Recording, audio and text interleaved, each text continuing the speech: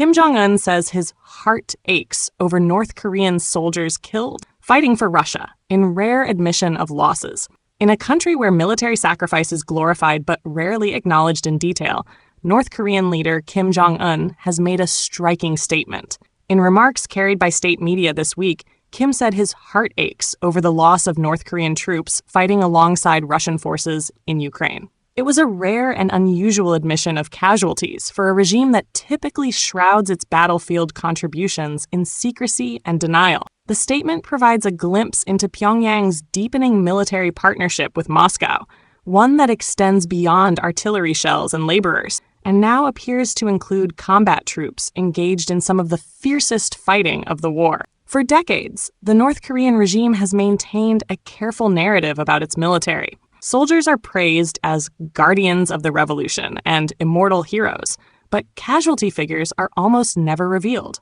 The Korean War, with its devastating losses, is described in vague terms of heroic sacrifice without concrete acknowledgement of the dead. Even border skirmishes with South Korea are typically recounted with exaggerated enemy losses and minimal reference to North Korea's own casualties. Against this backdrop, Kim's words stand out. His expression of grief, reported by the Korean Central News Agency, KCNA, signals both the depth of Pyongyang's involvement in Ukraine and the political value he places on showing solidarity with Moscow. My heart aches for the noble blood shed by our heroic soldiers who fell while fulfilling their internationalist duty on the Ukrainian front, Kim was quoted as saying. The phrase internationalist duty harkens back to Cold War rhetoric, when socialist allies often described military support for one another in such terms. Rumors of North Korean combat units in Ukraine have swirled for months. Western intelligence agencies previously reported that Pyongyang had sent military engineers, artillery specialists, and even combat detachments to support Russian forces, particularly as Moscow's own manpower pool strained under prolonged fighting. Until now, North Korea had not confirmed these deployments, instead emphasizing its provision of ammunition and material aid. Kim's statement effectively acknowledges what many already suspected, that North Korean soldiers are dying on the front lines, most likely in eastern Ukraine, where Russia has concentrated foreign volunteer and auxiliary forces. If confirmed, their presence would mark one of the most significant instances of North Korean troops fighting in a foreign war since the Cold War, when Pyongyang dispatched pilots and advisors to conflicts in the Middle East and Africa. The timing of Kim's admission is revealing. By publicly mourning the losses, he strengthens the narrative of shared sacrifice with Russia, a message intended both for domestic audiences and for Moscow. For Russia, the statement underscores Pyongyang's loyalty at a time when few countries are willing to provide direct manpower. For North Korea's population, it reinforces the idea that their country is a respected global player, standing shoulder to shoulder with a major power in a defining international struggle. But Kim's phrasing also betrays caution. He framed the deaths as part of a noble international mission, not as an act of subservience to Moscow.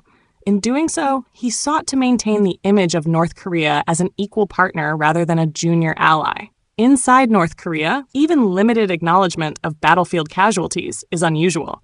Analysts suggest Kim's words may serve several purposes. National unity. By framing the losses as heroic, Kim may seek to rally his people around the war effort and portray sacrifice as honorable. Preparation for more losses. If more reports of North Korean casualties leak, this statement provides a controlled narrative to absorb them. Justification of alliance. Kim may also want to remind his people why North Korea is tied to Russia's war, framing it as part of a larger struggle against Western imperialism. For ordinary North Koreans, who already live under strict rationing and economic isolation, the idea that their sons are dying in a distant war may raise questions. Yet, in a closed society where dissent is brutally suppressed, Kim's carefully managed narrative is likely to prevail. Kim's statement also reflects the evolving relationship between Pyongyang and Moscow. Once lukewarm allies after the Soviet collapse, the two regimes have found new cause for cooperation. Russia's need for ammunition, drones, and manpower dovetails with North Korea's need for energy, food, and diplomatic cover at the United Nations. By openly admitting troop losses, Kim signals to Putin that his commitment goes beyond arms deals. It extends to blood sacrifice. This may strengthen North Korea's leverage in extracting concessions from Moscow, whether in the form of fuel supplies, economic aid, or advanced military technology. International response. The admission will not go unnoticed abroad.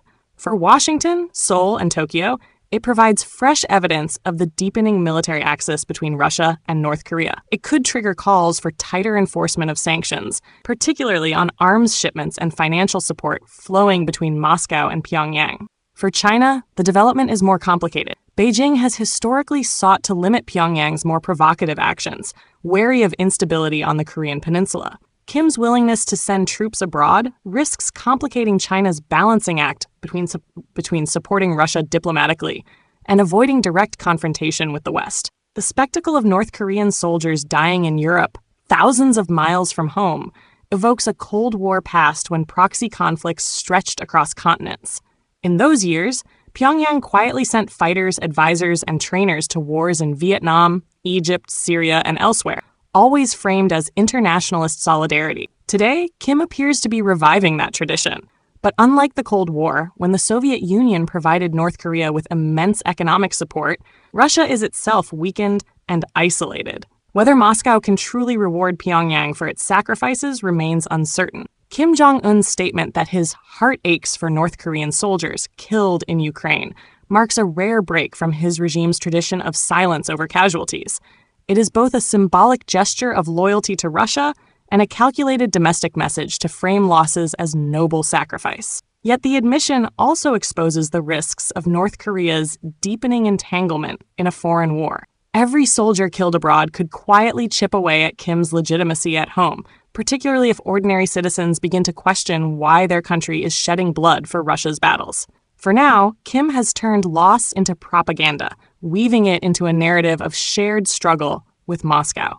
But the fact that he felt compelled to speak at all suggests that the costs of North Korea's involvement are mounting, and that even in one of the world's most secretive states, the echoes of distant battlefields can no longer be kept entirely out of view.